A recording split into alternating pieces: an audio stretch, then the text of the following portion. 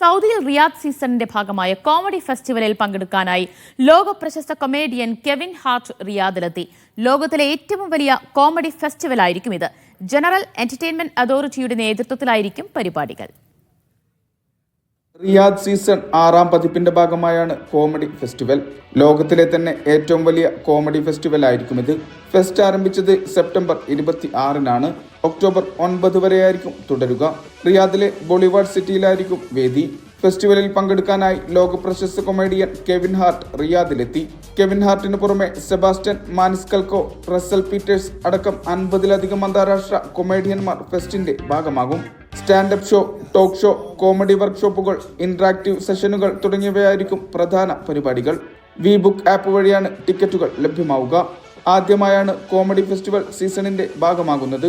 ഇതോടൊപ്പം മ്യൂസിക് പരിപാടികൾ, football, boxing, world ചാമ്പ്യൻഷിപ്പുകൾ, exhibition തുടങ്ങിയവയും സീസണിന്റെ ഭാഗമാകും.